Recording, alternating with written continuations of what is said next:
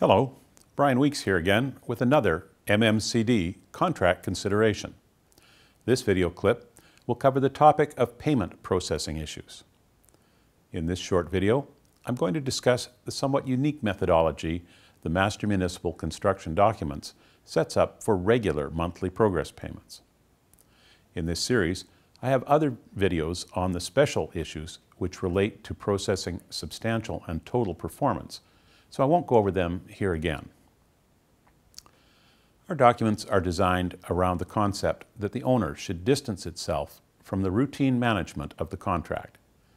Therefore, GC 3.1 requires an owner to appoint and maintain a contract administrator, or CA. This person has contractual duties to both parties, which can be found in almost every general condition. Yet, despite being appointed by the owner, one of the most essential obligations of the CA is to be impartial. GC 3.6.1 requires the CA to be, quote, the interpreter of the documents and the judge of the performance of both parties. The CA must make decisions which are consistent with the contract and not show partiality to either the owner or the contractor. Most of the language I will discuss can be found in GC 18.1 through 18.5. Being a bit unique, especially when the MMCD was first issued over 20 years ago, I found it helpful to create a flowchart which visualizes the contract requirements for progress payments. This chart is not a contract document, so it's not included in our Volume 2. Instead, it can be found in Volume 1 to the user guide of the general conditions. You can also freeze the video and do a screen print of the chart if you do not have a user guide. In the little ovals on the chart, you can find references to the exact text in the general condition to which the flowchart symbol refers. The dashed lines show the start, stop, and duration of deadline events. Here's the overview. 1. The CA prepares the certificate in consultation with the superintendent. Once the quantities or percentage complete for each item are calculated, the gross amount of the payment is known. 2. The next step is to reduce that amount by allowed holdbacks and offsets. This is a significant topic by itself, and I recommend you view my contract consideration video entitled Deficiency Management and Holdbacks for more details. 3. Once the net amount and taxes are calculated, the payment certificate is complete and must be signed and dated by the CA. The original of the signed certificate is provided to the owner for payment processing, and a copy is provided to the contractor to advise them of the net amount to expect in 15 days' time. Now, let me highlight some key points. First, GC 3.5 obliges the CA to inspect the work and determine the amounts owing to the contractor and issue the payment certificates. This is an important point. This task is not to be done or influenced by the owner. No one else has this authority or responsibility. Let's be very clear on that point. Only the CA's signature on a progress payment certificate creates a valid contract document which obliges the owner to a payment amount and a deadline. The certificate does not require any other signatures. None from the owner and none from the contractor make any difference. Once it's signed by the CA, it is a binding contract document affecting both parties. For the same reason, there is no obligation in the MMCD for a contractor to provide an invoice. Any such document has no validity and no weight in determining what a contractor is due or what an owner must pay. I recommend CAs who receive an invoice advise the contractor that it is unnecessary and will not be considered. Similarly, owners who request an invoice should be advised by the CA that it is contrary to the terms of the contract documents, and any such invoice is invalid. It's simply a waste of paper. However, the MMCD makes it mandatory for the CA to consult with the superintendent before finalizing any progress certificate. As cash flow is critical to any contractor, the MMCD expects the CA and the superintendent to work together amicably to determine the appropriate amounts eligible for payment each month. On the other hand, there is no matching ability for the CA to consult with the owner.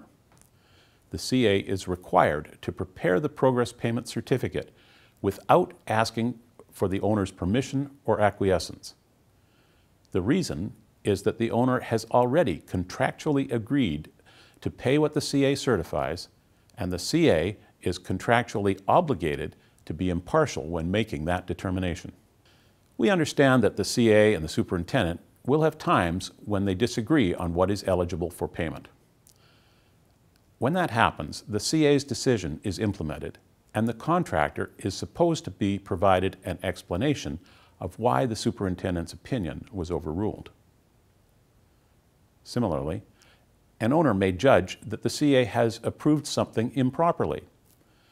As with the contractor's objection, the CA's decision is temporarily binding. The owner is obliged to pay the full amount certified by the CA. However, the amount the owner feels is incorrect can be paid into a joint trust account instead of directly to the contractor. The purpose of this provision is to ensure that an unscrupulous owner cannot manage its own cash flow at the expense of the contractor. So, if the CA approves it, the owner must make payment and cannot retain the funds they challenge. The MMCD recognizes that people make mistakes. As mentioned, the CA is only the impartial arbiter in the first instance. While neither party can overrule the CA's decision at the time, either party can create a dispute.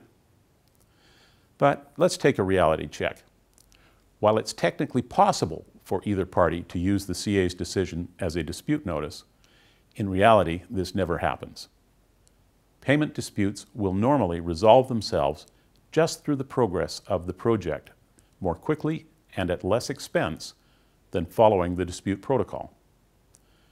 If the owner has paid some funds into a trust account, the two parties can release those funds when the matter in contention has been addressed. The MMCD recognizes that nothing is more important to a contractor than getting paid the right amount on time. I've already talked about the way the MMCD ensures the contractor has input into the amount due, but the MMCD also sets out rigid deadlines for payment. First, the CA has only 5 working days after the end of the calendar month to create and sign off the payment certificate. However, the CA will normally expect the contractor to provide various supporting documents, such as weigh scale tickets, testing lab reports, and perhaps a statutory declaration regarding payments to subcontractors and suppliers. By the way, if a statutory declaration is to be required, we strongly recommend the CA insist on using the MMCD form, as it has language which matches the rest of the general conditions. If the contractor is tardy when providing these supporting documents, the 5-day window is automatically extended by whatever additional time the contractor takes to supply them. Thus, the contractor has control over whether there is a time extension and by how much. Once the CA signs and dates the payment certificate, the owner has only 15 business days to process it and provide funds to the contractor. In order to put a sanction on owners who delay payment, Agreement Article 4.2 provides for an interest penalty on late paid amounts at an annual rate of prime plus 2%. However, interest is not automatic. A contractor must A, request it from the CA, and B, provide sufficient proof of the delay that the CA can validate the claim and properly calculate the interest due. At that point, the CA is obligated to put the calculated interest on the next payment certificate. Once on the certificate, the owner is obligated to pay it in accordance with the terms of the signed contract agreement. It does not matter if the owner has a policy of not paying interest. A signed contractual agreement always trumps policy. This is often a point of contention between owners and the CA. Owners have to acknowledge that they appointed the CA and required him or her to apply all the terms of the contract impartially for both parties. The owner cannot tell the CA which portions of the contract to apply and which can be ignored. Impartiality regarding payments has two aspects. First, the CA must be impartial about what quality standards apply. The CA must not apply standards in excess of those in the specifications, nor may any work below those standards be accepted. Second, the terms of payment in every specification detail what must be completed before payment is due. The CA must know these criteria and apply them rigorously. For example, if the terms of payment specify 100% payment for each unit when completed, the CA may not pay 50% for each of 2 units which are half completed. Normally, the MMCD does not allow for payment of items which have been supplied but not yet installed. In some circumstances, this can cause hardship for a contractor who must pay in advance. If a contractor in such a situation asks for some relief via partial payment, the CA must obtain the owner's written permission to vary the terms of payment. This is not something the CA can do unilaterally.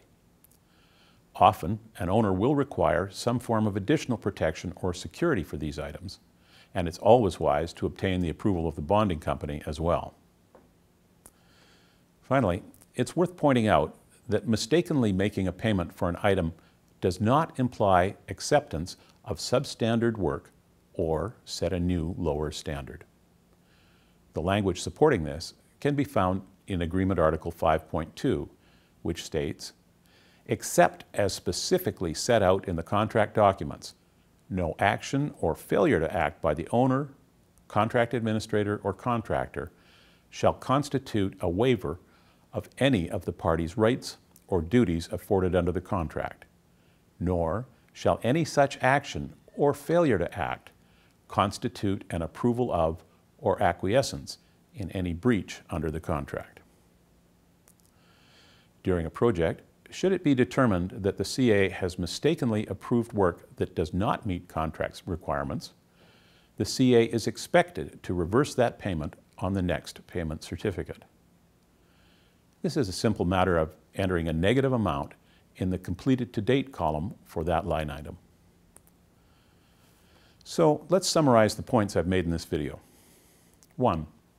The CA and only the CA can create a progress payment certificate which binds an owner to an amount and a deadline.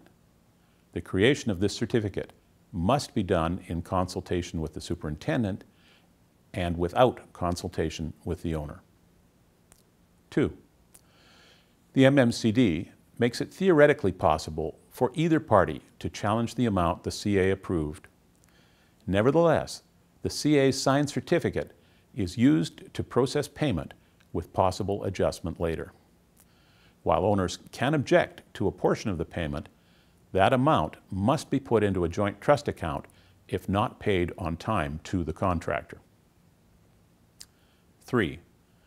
The CA is the person who calculates the allowed holdbacks and offsets when determining the net amount the owner must pay. 4. Timing is important. If the contractor delays providing the supporting documentation, the contractor will be responsible for a delayed payment. If an owner misses the deadline for payment, it may become liable for interest on the overdue amounts, but only if the contractor so requests. If that happens, the CA is obligated by the agreement to calculate the interest and add it to the next progress certificate. 5. Quality evaluation and payment entitlement are two critical areas where the contractor has the right to expect impartiality from the CA. The CA must evaluate quality compared to the specified standard and not something higher or lower. When payment terms create hardship, they can only be changed with the written agreement of the owner and acquiescence of the bonding company. A mistaken approval and payment can and should be reversed when it is recognized. An error in accepting something substandard does not set a new standard or imply acceptance. The CA is expected to reverse the error and add that item to the deficiency list until it is rectified. I hope that's helped clarify this contract consideration. Please check our website for further assistance and to see what other topics are presented in this series. Thanks for watching.